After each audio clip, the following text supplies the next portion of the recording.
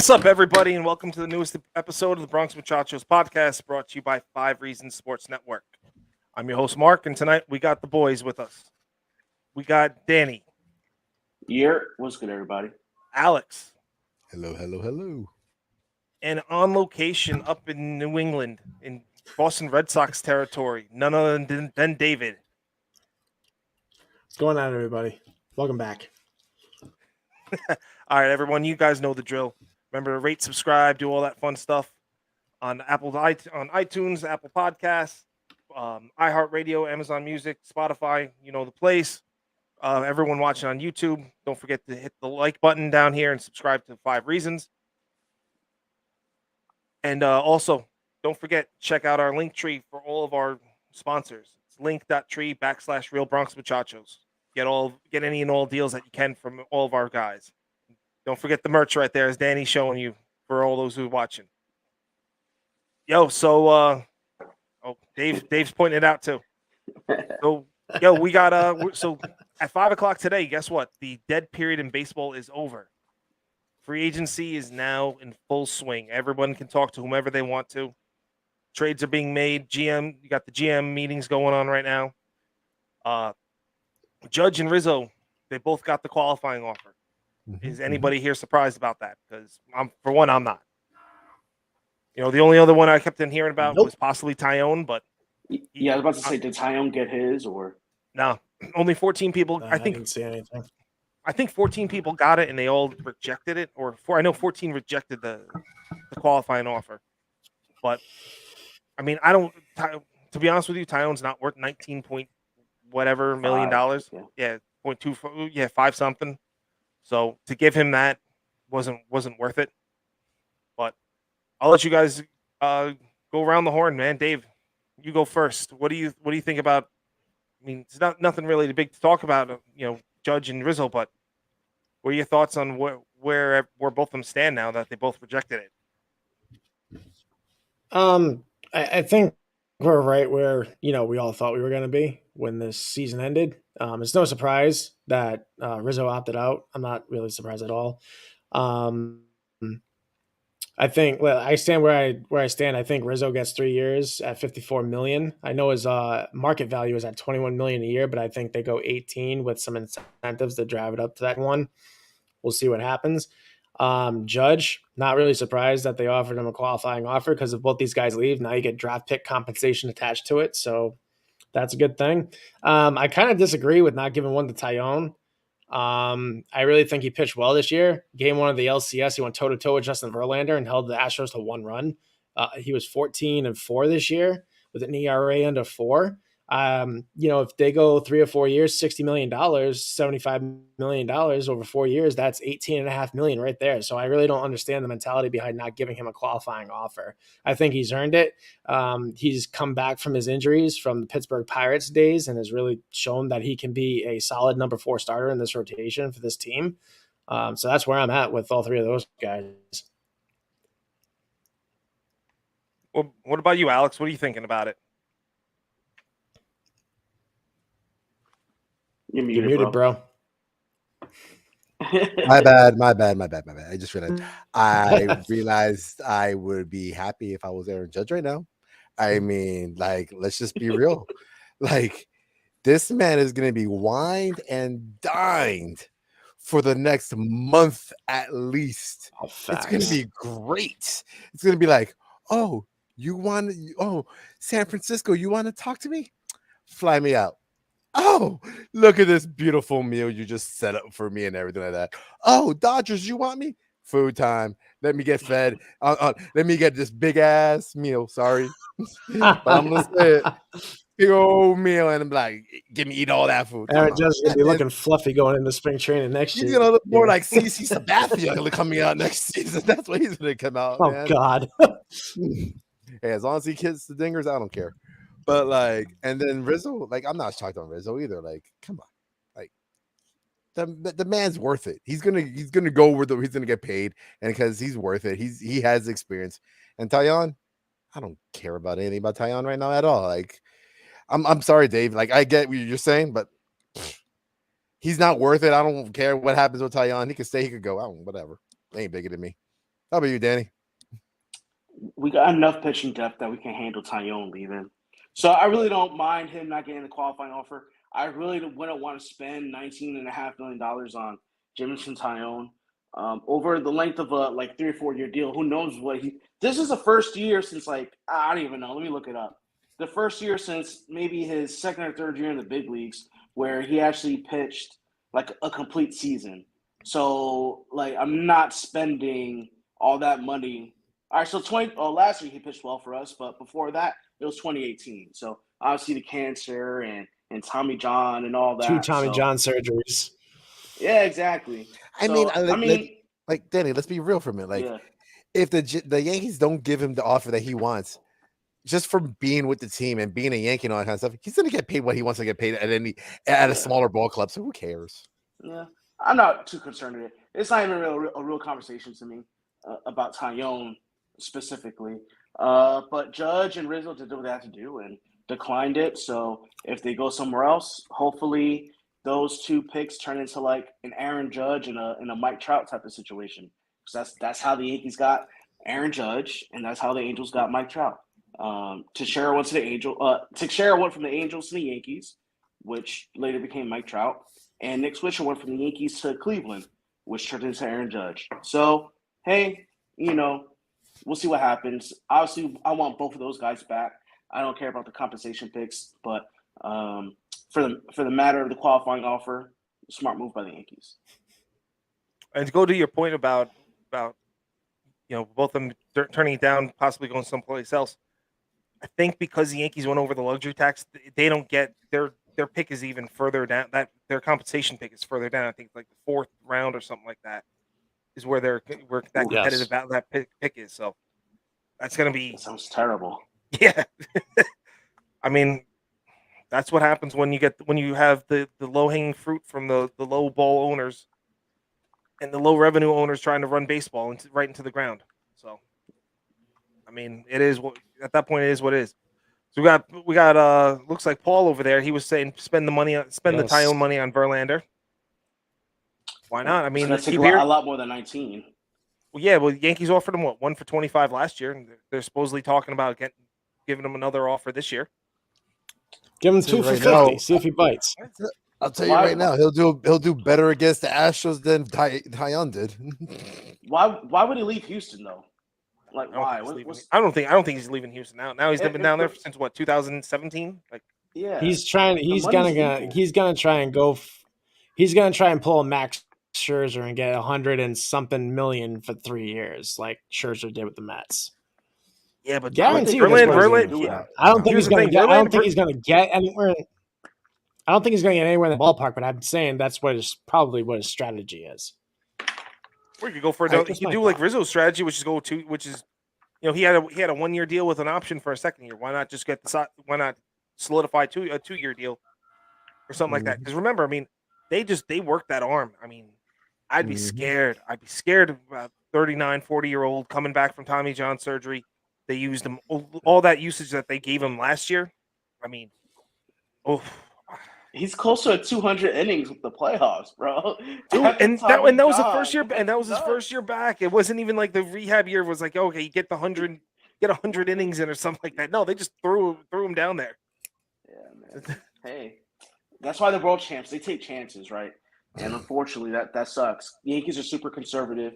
We saw what we did with Luis Severino in the second half.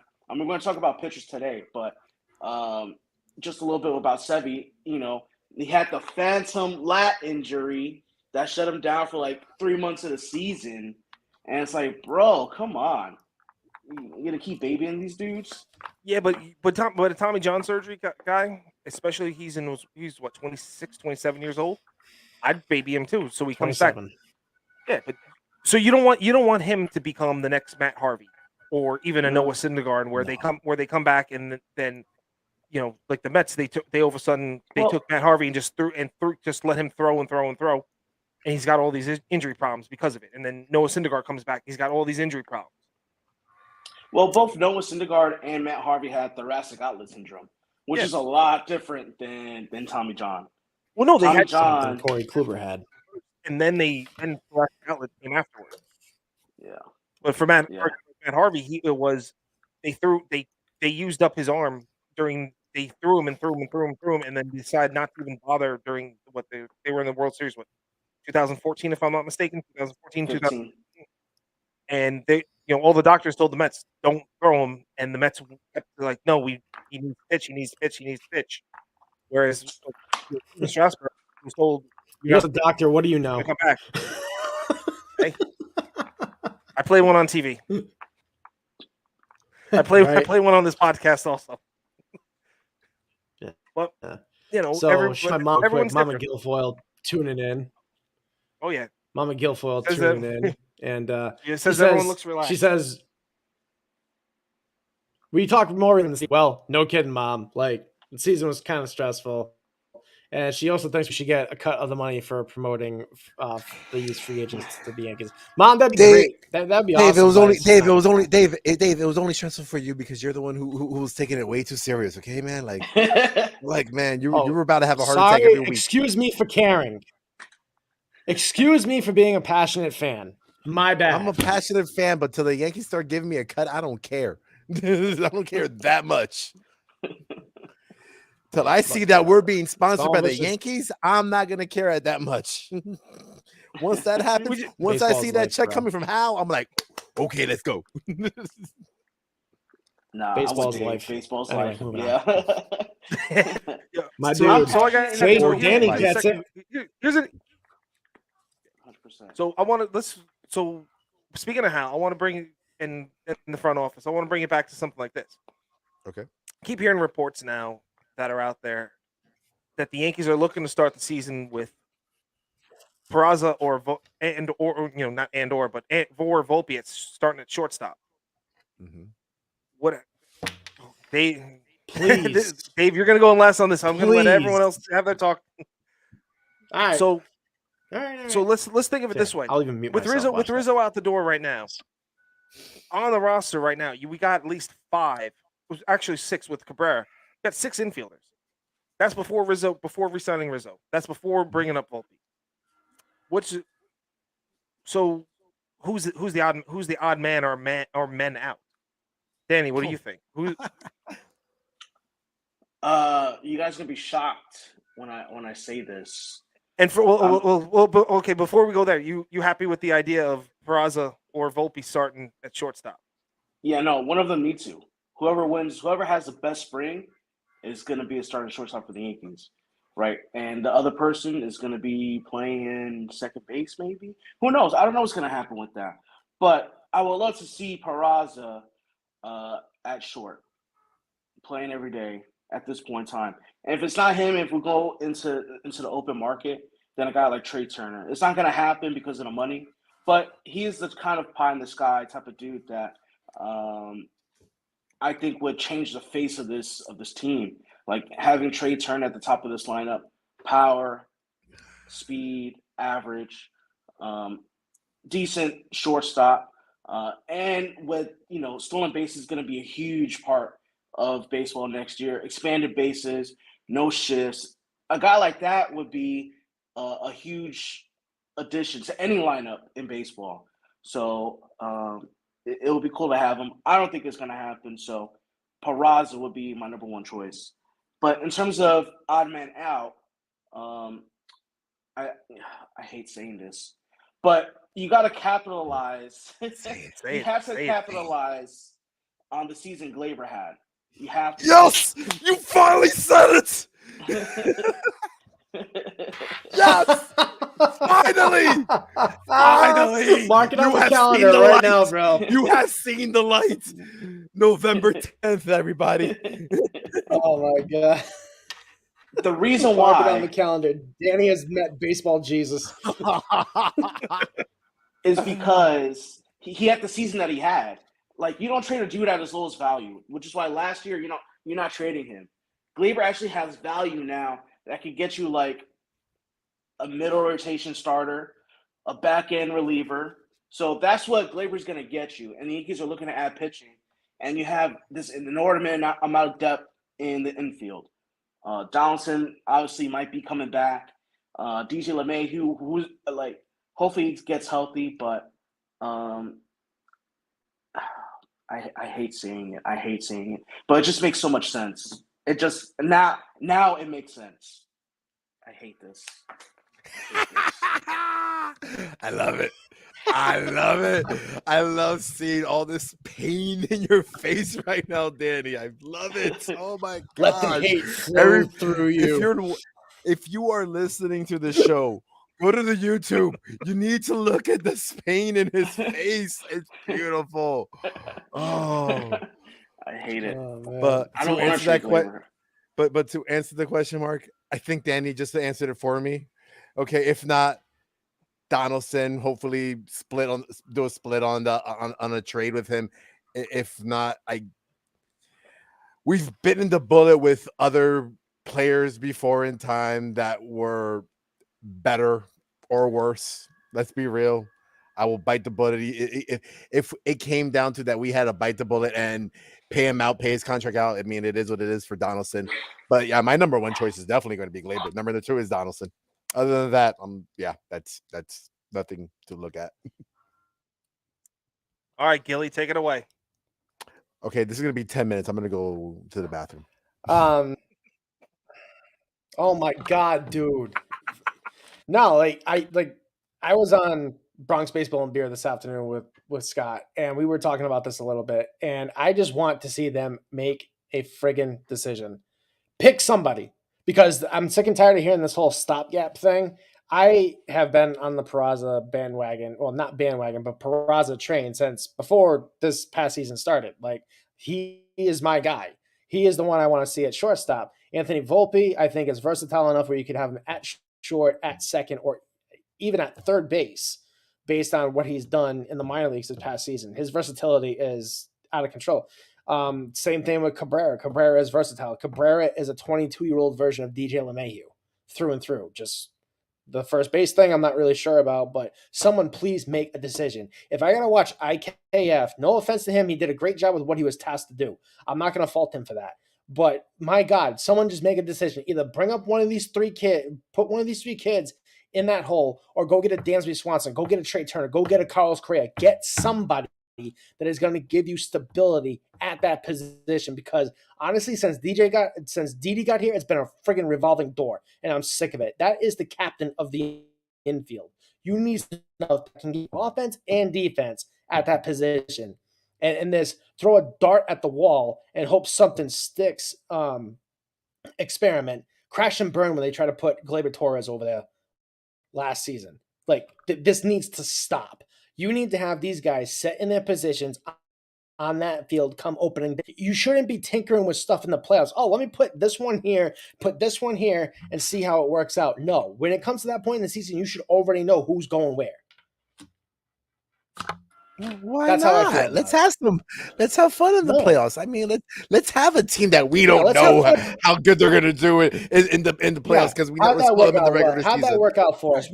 We had guys on rehab assignments in Game 4 of the ALCS. We made it to the playoffs. Give me a break, dude. Give me a break, man. You should not be rehabbing in the postseason. You should not. What? You should not be rehabbing in the postseason. Why not? Analytics tell us to do so. No, that's roster construction. No, it's analytics. Book Girardi. I'm Cashman. It's all about analytics. Come on. I woke up. You shouldn't need analytics to tell you that IKF is not a short. Yes. You should not need a robot to tell you that IKF is not a shortstop. You should not need a supercomputer to tell you to put Oswald Peraza at short the playoff. Why not? I'm Cashman. I know all. It is what it is, man. Like, yeah. I'm with everybody. Here's the thing that another thing we got to kind of take into consideration here when we're looking at moving people around. With the advent of the shift being banned, defensive metrics are going to change, and we need people to have more not versatility, but they have to have more range on the defensive side. Mm-hmm. We all saw that IKF wasn't making the plays at shortstop. He was brought in there to be the stopgap. Now, Should he have been moved off of that position by mid-year? That's for a conversation for another day to have. But the fact of the matter is, I think the upper management have figured out what's going on. They figured out that he's not the shortstop. He was there for a purpose. He's filled that purpose. Now they have 1, 2, possibly 3 people that can take that job to move on, to take the people to move on from. You're right. Torres, you can capitalize on Torres. You put Torres, you put a Vargas, you throw somebody else in the deal, go down to Miami, get me Pablo Lopez, bring him over here. You take Torres up on his own and try to get a back end of the bullpen kind of arm, left-handed power arm. Use him to get that. That's what I prefer. 100%. Something like that. We're talking Josh Donaldson. A lot of money involved in there. That's going to be a little bit tougher to move. IKF, he has range at third. He could play short. He could play short as a backup. He can play. He can play third. He won a Gold Glove at third base, and probably he can play second base if we need him to play second base. DJ, I don't see him much as a second baseman anymore. I think the range is kind of going away from him now. I think he'd be better suited to play the corner infields, being a backup first baseman, playing third base, that kind of thing. So, in the advent of getting rid of Torres to capitalize on him, then you're going to need somebody else that could be there. Which, what Dave was saying before, we have Peraza. I'm sorry, not Peraza, but Cabrera can jump in there because he's played second many times. I think Volpe will wind up being your everyday second baseman. You can have your stopgaps of getting rid of Donaldson, and then you have your stopgaps there with it, which is DJ and or IKF until somebody else makes their move up the food chain. So you do have in-house options that it's not going to be expensive. It's just that what can you get? And Cashman has said that there's a lot of teams calling about a lot of these infielders. So hopefully this is not Cashman just kind of trying to hit the band, hit the drum up some business to move people around. But that's where I see it as, is that Torres, it wasn't a thing that he did bad to get moved. It was that he played well enough now that you can capitalize on him, which is something also that Yankees have failed to do in the past. That especially prospect wise, that they hit the hype train on them so much, and then they don't trade them, they don't move them, they don't play them, and then they die out. So hopefully this is one of those things that they've realized something from the past that they've been doing wrong. They move forward with them, and now that everyone can see Torres can play, and he's done well. He's back at second base where he feels a lot more comfortable, even though he came up as a shortstop. He's better off at second base, as Cashman said. 2017, 2018, something like that. They were talking back then that he was a second baseman. So he can move forward.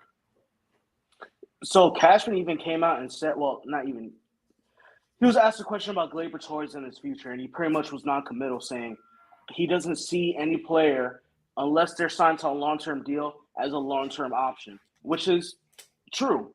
And Gleyber's got 1 to 2 years left of arbitration left. So this is a type of dude 2025 he has free agency. 2 years left of arbitration. So you can get a lot of return for a guy like Gleyber Torres at this point in time with the 114 OPS, as opposed to what he did in 2021, where he hit 8 homers, and which is an albatross of himself. So now's the time to strike when the iron's hot with Gleyber, and I hate to say it.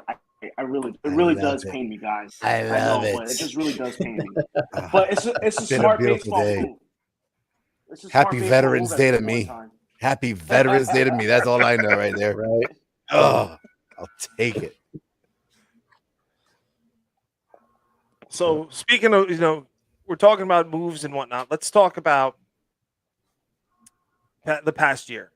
Now, we're not going back and talking, we had our little eulogy of 2022, but let's talk about the pitching staff, in particular, the starting pitching from 2022. Let's, pros and cons. Alex, I want to hear what your thoughts are, pros and cons of the pitching staff. You got everyone from, you got Cole, Nestor, Sevy, even Tyone, Montos, throwing Herman. Got what Clark Schmidt came in for a cup of coffee in there. Luis Hill came in for a cup of coffee.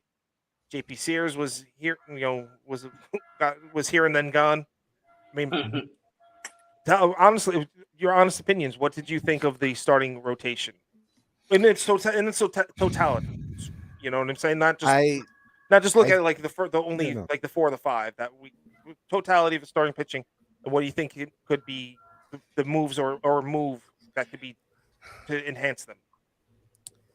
I mean, like we definitely need to get into the area of making our starting pitchers go from pitching 5 innings to getting the strength to going for 7. Like we can't go like they did last season. How let's go at it right away to try to get people like Nestor, who's not known, who we all were saying like he was having a tremendous first half, but having him trying to go 7 at that point where he's never done that realistically should have been more at that point. He should have been more going 5 and then working his way. Like certain people, they try to act like they were veterans when they were not that vet, and then veterans, they didn't have them playing like veterans either. They decided, okay, let's have the veterans playing like they just started. When like, no, don't baby the people who've been at it, and don't give the people who just started, oh, let's make them go burn out their arms. No, like they need to find more of a something like equal to help out the whole entire system, so that way you're giving your bullpen more rest. You're not relying on like, let's have our bullpen coming out to save the day all the time. Let's spend it all right. Let's spend, not money wise, but like spend their arms. Let's spend their arms the correct way, so that way we're not going to have like, oh my gosh, this is that season, like this guy just wasted all his like a Verlander type thing. Let's not have people going out there being like a Justin Verlander off of Tommy John surgery, and then you got the playoffs kicking in, and then you got Seattle kicking your butt. Like it shouldn't be going on like that. So that's what they need to do, in my opinion. Like, and that's it. All comes down to management. Realistically, it's not has anything to do with the pitchers, because we're the Yankees. We have the best of the best. Like no matter what, at the end of the day, we know what we're doing, but the management doesn't know what they're doing, I feel.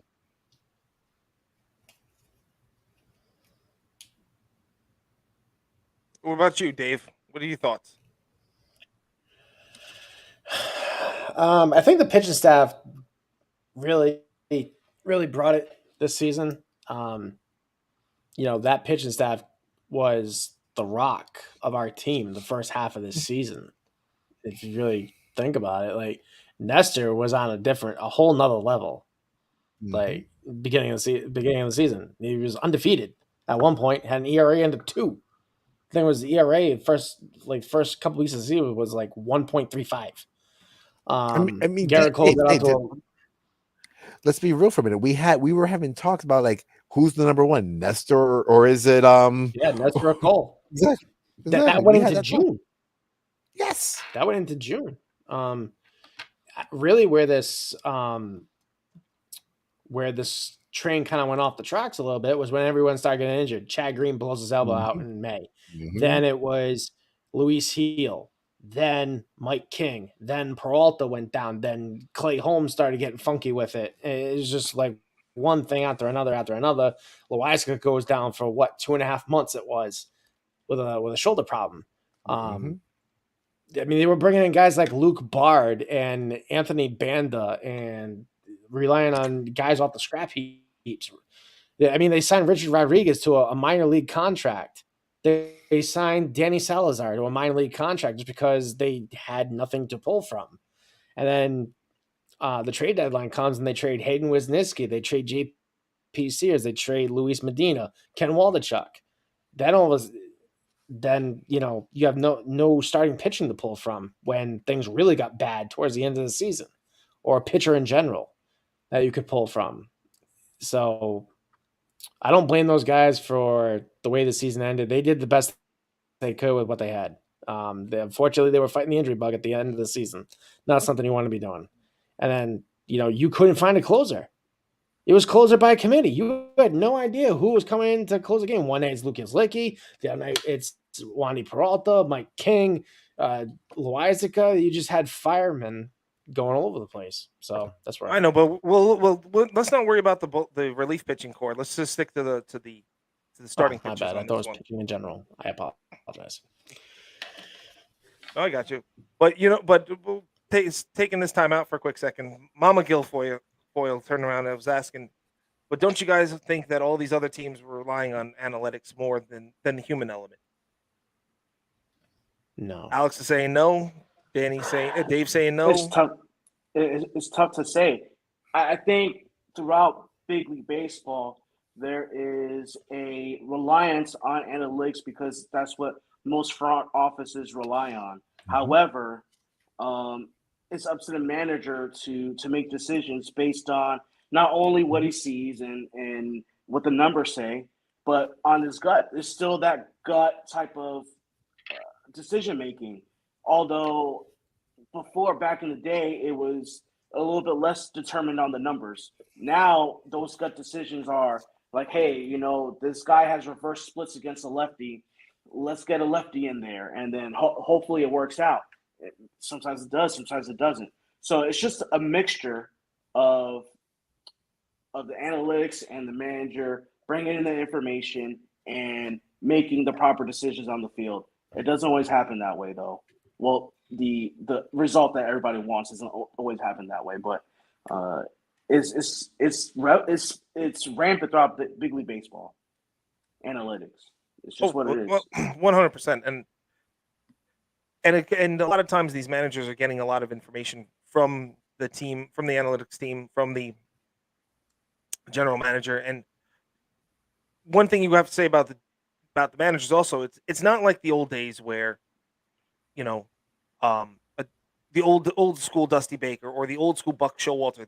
They'll turn around and say the lineup's mine. I'm going to manage how I'm going to manage. You stay out of here. Everyone read a little bit about that where Joe Madden said basically lost his job because he told the GM of the Angels to stay out of his dugout and stay away from everything else. That's not how it's being run these days.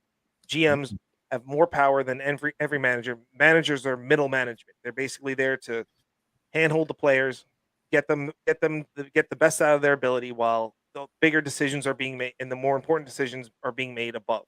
And sometimes a lot, and depending on the team, those analytic departments are giving saying, hey, today this is the lineup that should be put in there. We have Aaron Judge bats 303 against left-handers during the daytime. So put him at the number 2 spot or the number 1 spot. Rests aren't given. Oh, well, he needs a breather today. No, he doesn't hit really well at this time of the day against this type of pitcher. So that's those types of deals and those types of lineups are being set. But and bullpen usage is so much different than it was back. Scott Proctor would throw 4 days straight under Joe Torre. Well, Joe Torre also, Torre also didn't know how to use a bullpen. He burned everybody out. Yeah, exactly. Yeah. I was about to say 2 days later, Scott Proctor Scott Proctor's out of baseball. Yeah. He pitched well, but he had like 80 innings one year, and he was a stud. Out of 40 baseball games. Yeah, come on. So it's totally different nowadays. Most guys, and they count the times you get up in the bullpen too. Like if you're hot in the bullpen, sometimes that counts as a day that you're not available. So it's just different. Game management is completely different. All right, so Danny, let's swing it back over to what your thoughts on the starting rotation were this past year. Well, you guys are so melancholy. You guys are so sad about the bullpen. I mean, not the starting pitching and just in general. I feel like it was really good. If you look compared to everybody else in the big leagues, Yankees had the second best ERA in all of baseball. They struck out the second most dudes. Garrett Cole had a really good season, 200 innings pitched. Taillon, a surprising 177 innings pitched. And Nestor, had he not had that IL stint, he probably would have finished around that 170 mark. But he finished with 158 innings pitched. Monty obviously was a part of this rotation first half. And he pitched to, let's see, I just had it up. a 3.69 ERA, 114 innings pitched, and when it came to ERA plus, he was 6% better than the league. So Monty did what he had to do. Sevy had a really good season for the 100 innings that he was in there for. Obviously, with the lat injury, it didn't. He couldn't have the same type of season he would have had otherwise. I would have liked 150 innings from Sevy, but we got 100 from him, and he pitched to 123 ERA plus, so he was 23% better than the average starting pitcher. Herman had a decent year. Clark Schmidt got his cup of coffee, 3 starts in the bigs. Luis Hill obviously got hurt. But when it came to the starters, these dudes shoved. They showed up. Like, compared to everybody else in the big leagues, let's see. We had like 6 legit dudes in that starting rotation. Cole, Tyone, Nestor, Monty, Sevy, Herman, spoke about those guys. JP Sears had 2 starts. Schmidt with his 3 starts. Now, the rocky part comes with Frankie Montas and his 8 terrible starts where he was essentially Sergio Mitre for 8 starts. And that's not a good comparison. Sergio Mitre pitched to like a 7 ERA in the big league. So, like, Montas in a 6.35 ERA and 8 starts. You want to cut him some slack when he first got over here. His mother-in-law died, right after the deadline. So he made his first start in St. Louis 2 weeks prior after making his last start, and he got rocked. He had maybe 1 or 2 good starts against Tampa, but that was it. But overall, as a whole, look at these ERAs.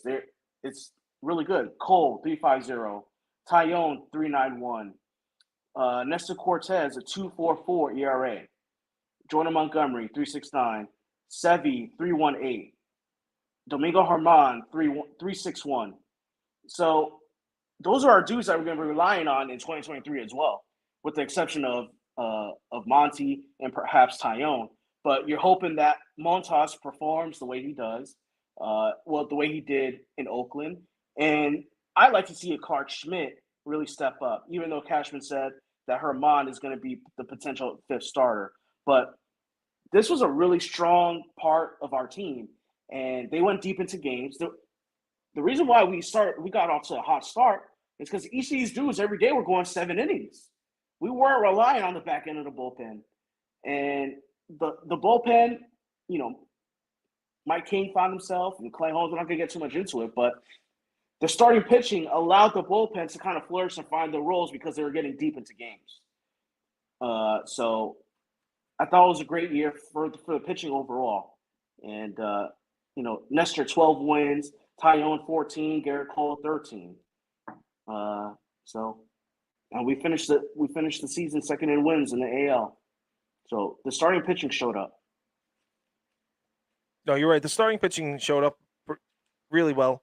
And to add to that, what you were saying before, I mean, you had Cole had 33 starts, Tyone had 32 starts, Nestor had 28, Montgomery 21, Sevy had 19 starts for us. Herman had 14 starts this year, Yeah. which I was kind of surprised that he got that many. But I mean, you take a look at everything that was going on. They did really, really well. Montas had 8 starts. Clark Schmidt had 3. JP Sears had 2 starts that popped in, and had a couple little onesie twosies around that came down. Luis Hill had one before his elbow gave out. Chichi Gonzalez had that 1 start at the end of the season. I agree with you, Danny, that the starting pitching was the backbone of this team this year. And really, if you ever look, going back to the dynasty in the 90s, that's what the backbone of that team was. It wasn't the hitting. It was always they had usually 2 aces that they had, and the more starting pitching you have, the better your chances will always be. That's how it's supposed. That's how I think, and I think you're right. Montas, he came over injured. He was injured this season. I think that shoulder injury played out throughout the season and kind of flared up here and there. And, it caught up with him towards at the end. I don't know what kind of rehab he did with Oakland beforehand, but whatever it was, he just wasn't right this entire season. So, everyone's kind of trashing on him. Oh, he had this bad inning, that bad inning. You know what? We knew we were getting an injured guy. Came over, and that was the extent of it all. I mean, you just move on to the next season. Make sure the shoulder is in right shape to go forward. He's got one more year left on the deal. Cole was more of a roller coaster this year than I expected him to be. He would come over and he in the middle of the season he was dominant for stretches, but the beginning of the season, man, it was up and down. Don't we all forget that what Toronto, not Toronto, pardon me, Detroit. He lasted only 2 1/3 innings or something like that 2 1/3 against Detroit of all teams. In Detroit. That's not something that Garrett Cole is supposed to do. He's the guy that against Detroit should have gone the complete game pitching, throwing 100 pitches, and striking out 15 people along the way. Sevy looked good. Started off looking good. He got a couple, his injury, and then he got his quote unquote injury. Well, he came back stronger. I think that the inning limit, they really played around with that, so he could move forward, so he could be available going deep into games. Nestor wore down. I think that, a change not a change in his diet, but a change in his workout routine in the offseason will help him out. I think building up some strength, especially in those legs, will do him wonders. Tyone is Tyone. I think he's nothing more than a number 3 pitcher for me at best.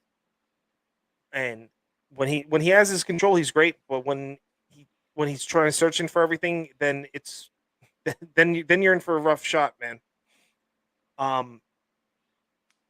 I do, Clark Schmidt. I think Clark Schmidt has found his. We drafted him to be a starting pitcher, but I see him as the swing man with Herman. I think that Herman when Herman has shown that he could do it better than Schmidt can. I think Herman, if there's no other trade, no other deals at this present moment on the roster the way it is right now, I think Herman gets the number 5 spot. I think that it goes Cole. It should go Cole, Sevy, Nestor, then Montas, then Herman, and I think Schmidt can work himself into that position. I think, to be honest with you, I really think that Clark Schmidt should spend 2 weeks in the off season with Garrett Cole and work on a slider. I think that would be awesome for him. Well, Schmidt's slider, that's his best pitch. I know it's his best pitch, but I think it could be better because when Schmidt and King came up in 2020 and they were on that team, they were doing silly things and I remember them talking about it, that Garrett Cole would yell at them. He goes, "Why are you throwing your slider or your curveball off the flat ground? It's breaking a certain way now, but it's not going to break that way when you're off the mound. When you're on the mound, don't do it this way. Do it the correct way." And I think that Cole being that kind of guy, that kind of pitching nut job, will take could take a guy like Schmidt and take him under his wing and just be like, "Listen, follow me. This is how I do things, and I can download certain the pitching repertoire for you to do." That kind of thing is what I'm saying. Learn how to tweak just a little bit more than where he's at, and that could get him to the next level of being in the starting rotation for a longer period of time. I think Clark Schmidt should throw more fastballs. He was. It didn't matter. First pitch, slider. 1-1. I don't think he trusted it. Slider. Yeah, that's what he needs to work on, the fastball command, because he's throwing a 2-seamer / sinker hybrid. Sometimes it gets flat with that sinker, but I really want to see him kind of master that pitch and be a dude, because I think he can be a guy. I think Clark Schmidt at a ceiling could be like Tyone, a legit number 3 big league starter. Yeah. No, I agree with that. Yeah. But I get the pitching 8. All right, well, that's going to do it for.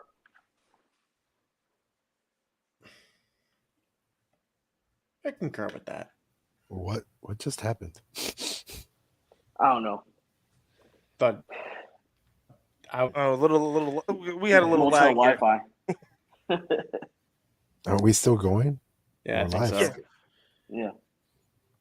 So I think that's Anyway, going to be it for us tonight. So that's gonna. Dave, stop. So I think that's going to be it for us tonight, gentlemen. Especially for behalf of Dave, Danny, and Alex. Dave, some veterans. Tomorrow's Veterans Day, so to the three of you guys, thank you for your service. To everyone else who's been listening, thank you guys for listening. See you later. Bronx Muchachos out. Bye the game.